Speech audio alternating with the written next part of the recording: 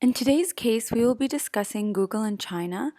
First, I will take you through the case background and a brief timeline of the events that took place. Then I will pass on to Neda, who will go through the competitors that Google faced in China, as well as looking into the details of the reactions following Google's announcement. And lastly, Amna will take you through the discussion of Case A as well as briefing through Case B and Case C, which were the updated memos that Google published after their first announcement. Today we're going to be discussing the Google and China case. So first I'm going to take you through the background of the case and the company. On January 13th, 2010, Google released a memo that stated Google warns of China exit over hacking. Basically, they announced that they detected hacks originating from China that were targeting different human rights activists related to China. Due to this attempt, they were threatening to exit China also because of the censorship that the Chinese government has in place on social media and information online. So Google was founded in 1998 by Larry Page and Sergey Brin. Their mission was to organize the world's information and make it universally accessible and useful.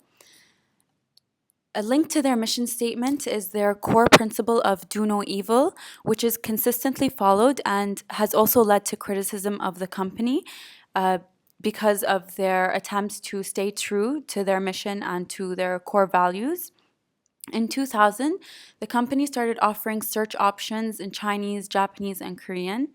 And more people started accessing the internet from mobile phones. So Google also started focusing on the mobile computing market. And they have a huge focus on trying to expand worldwide and provide their information and their services in different languages across the world. In 2004, Google went public and their initial public offering raised $1.6 billion. They have two main sources of revenues from ads. The first is AdWords. This is basically when people bid in auctions for rights to different keywords, which allows ads to appear as sponsored links. The second type of revenue from ads is AdSense. And this is when relevant keywords are delivered to a network of third-party publishers such as AOL or Ask.com, and the advertising revenues are shared with Google when users click on an ad and with the company. So Google has two main types of products and services. The first is their consumer-oriented internet tools. This includes things such as Gmail, Picasa, Google Calendar, Blogger, Google Docs, and Google Chrome. The second type is online search and content services. This includes Google Images, YouTube, Google News, Google Finance, Google Scholar, Google Maps, Google Earth, and Google Product Search. So we're briefly going to take you through a timeline of Google in China. In 2000, Google maintained a presence in China.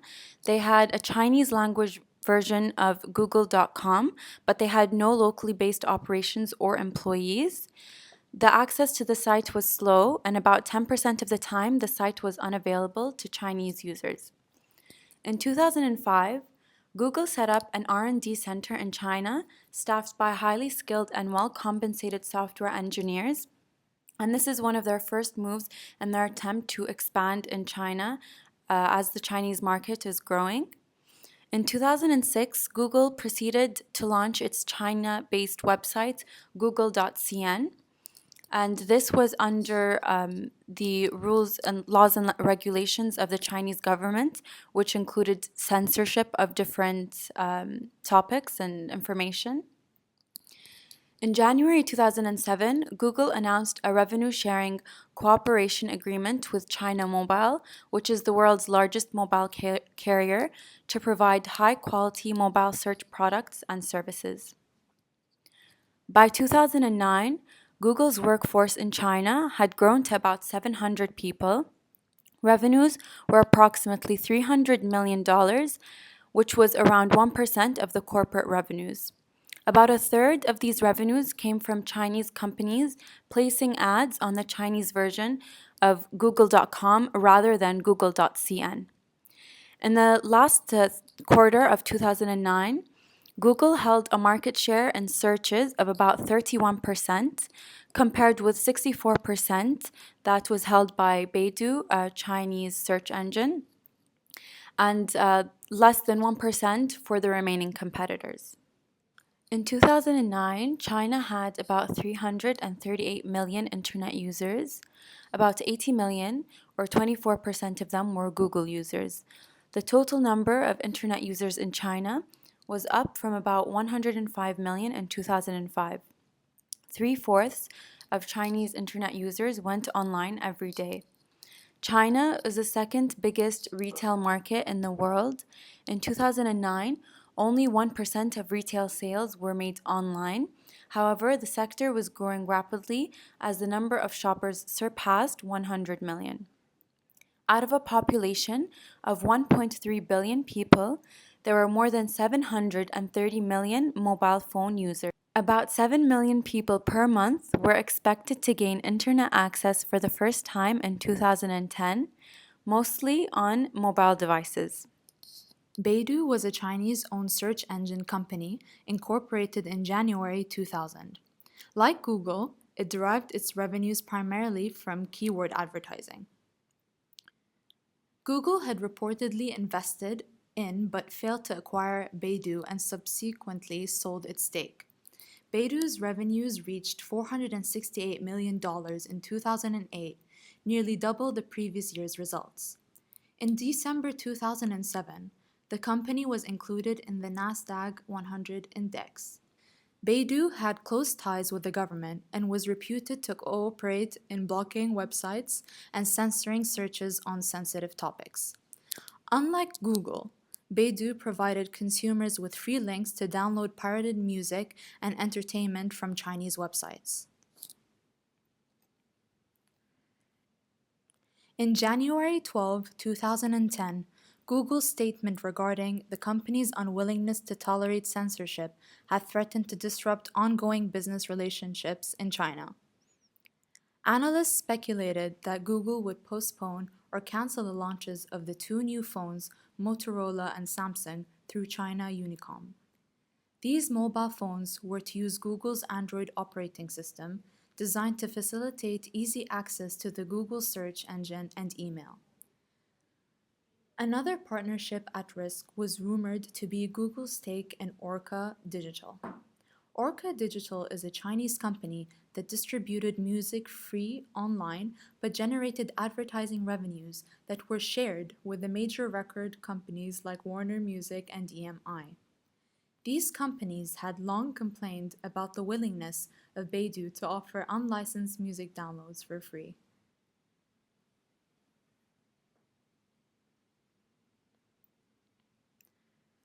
So Google had concerns from its initial entry in China. Top Google executives had debated whether, in consenting to such censorship by the Chinese government, it would control flow of information. So despite these reservations, they launched Google.cn. They stated in 2004 that Google is committed to providing easy access to as much information as possible. Google remains the only major search engine that does not censor any web pages. However, it's clear that search results deemed to be sensitive for political reasons are inaccessible within China. And they also claim that there is nothing Google can do about this. In 2006, it stated by launching Google.cn and making a major ongoing investment in people, infrastructure, and innovation within China, We intend to provide the greatest access to the greatest amount of information to the greatest number of Chinese internet users.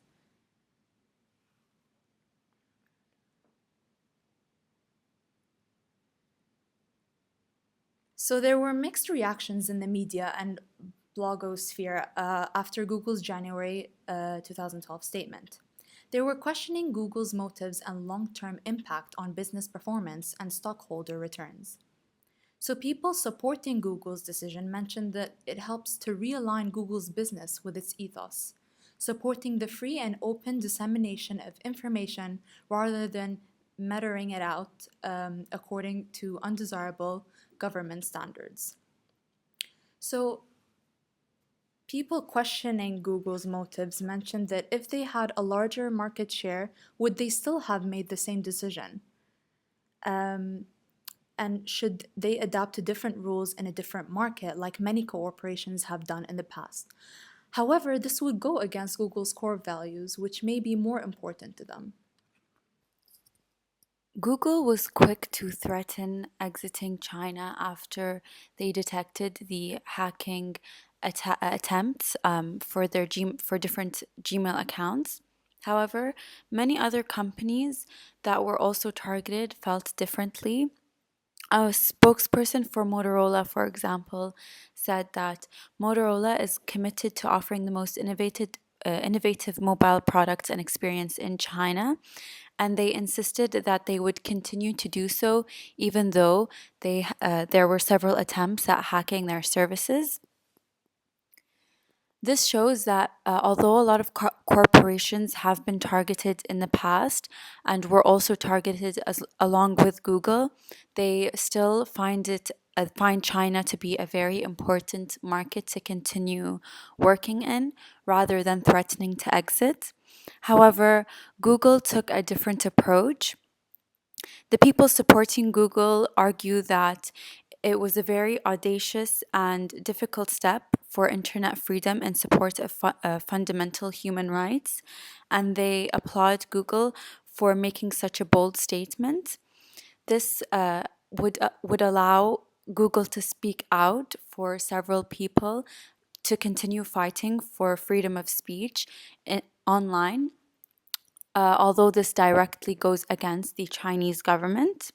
However, this does realign Google with their core mission and values, and in this way, they're staying true to themselves. Google wants to provide information and to organize information worldwide, but they don't want any third party entity to interfere with that, such as the Chinese government. This is a very bold move for them. However, they are speaking out against this, and that could help them in the future as they can get more people talking, which is what they did when they announced that they might exit China due to this hacking attempt. What was more important as well is that this hacking attempt did try to access the accounts of human rights activists in China, which is a very sensitive topic. However, Google needs to keep in mind that they do have to adapt to different rules and regulations in different countries as they expand globally. This is China is a great example for this, as it is very different than what they're used to. If they want to continue to operate in China, then they must learn to compromise and adapt to those rules while still allowing users in China to access their services and products rather than just leaving completely. Overall, there was a variety of different reactions in Google's memo that they published in January 2012. While many people were opposing it, there were also a lot of different people that encouraged Google and applauded them for taking such a bold step. Ultimately, this played a big impact in their role in China. So now I'm going to answer the following questions. Should Google have entered China in the first place? Should Google now exit China? And what led Google to enter China in the first place? Well, yeah, since China is a big market, it made sense for them to enter. If they exit, they would be going against their mission of organizing information and providing it for people worldwide. Since China is such a large market, they should not give up on the people just because of the government restrictions, but they should in fact try to do their best to provide to provide as much information as possible. Google should not exit China due to these restrictions because they will be losing on potential users and going against their true mission. By exiting, they will not take advantage of the growing percentage of population with online presence. As for what led Google to enter China in the first place, we believe that they had entered the Chinese market as they saw the opportunity to provide the Chinese population with a search engine that provided them with unlimited information, and thus in this case wasn't censored. Not only did China have the second largest online retail market, but it has a high population and economy that will benefit Google immensely. For our case, we had the first case, Case B and Case C. Case B discusses the new approach that Google is taking. Google is no longer censoring the results on Google.China due to the following reasons.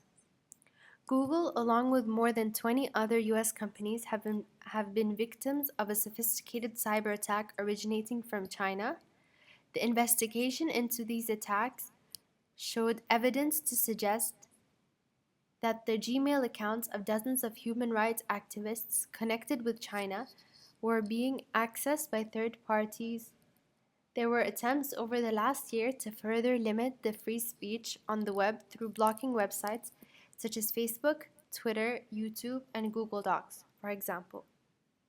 They will be redirecting users accessing Google China to Google Hong Kong, where they can access unlimited, uncensored information.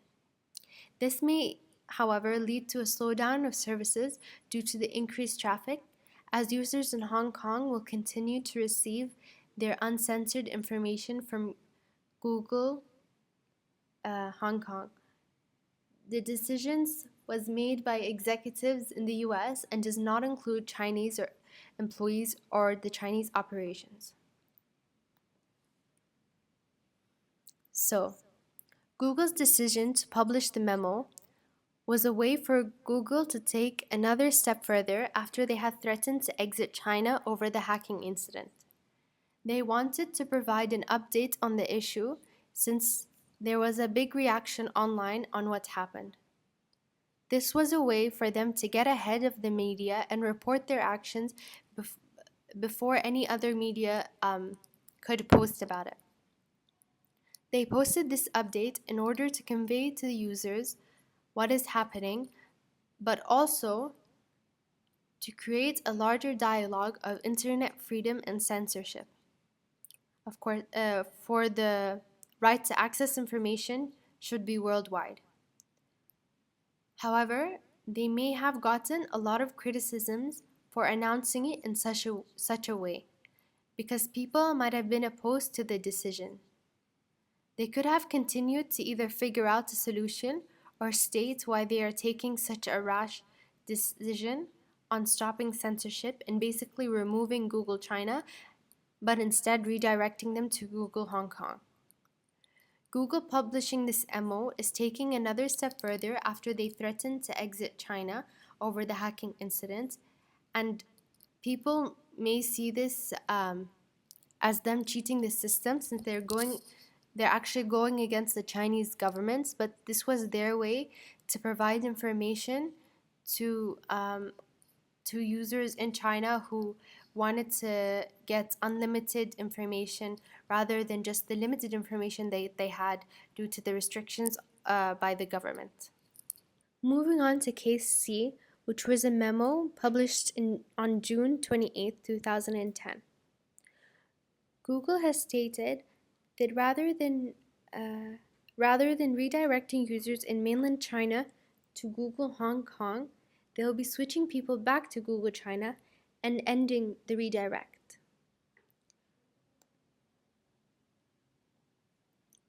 ICP license is up for renewal on June 30th, 2010, which was at the time 2 days after they published this memo.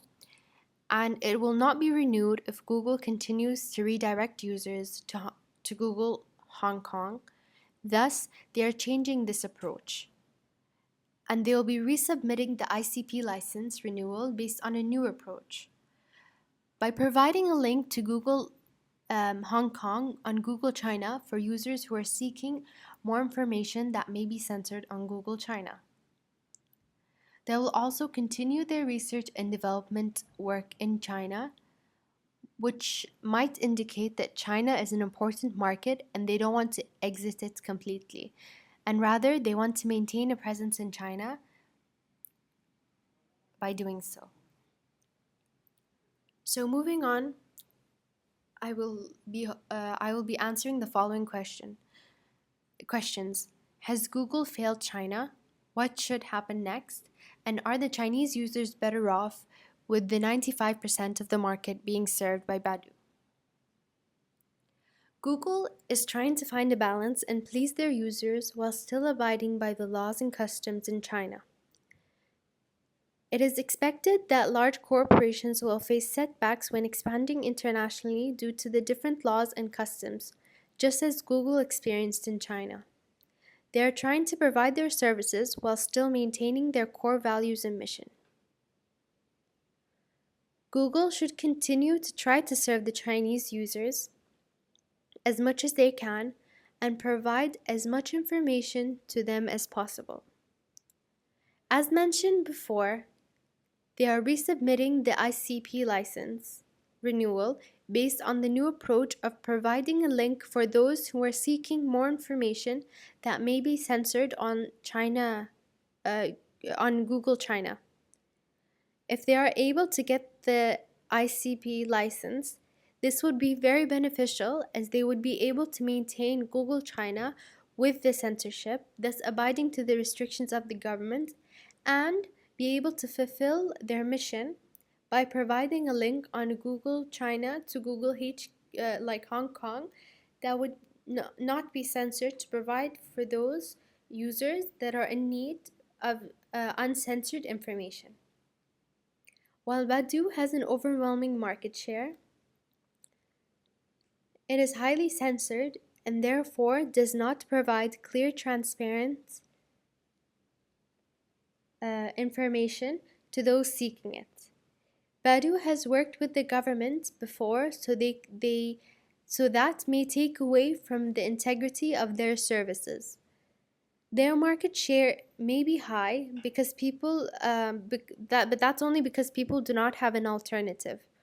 With Google's presence, that would change, and more Chinese users will have the ability to access a search engine that is not censored by clicking the link on Google China that would redirect them to Google Hong Kong. Google is a very successful company and it's doing a great job in expanding in the local market. Due to the laws and restrictions in China, they are having difficulties providing their services and products in China. The hacking attempt is what led Google to reevaluate their position.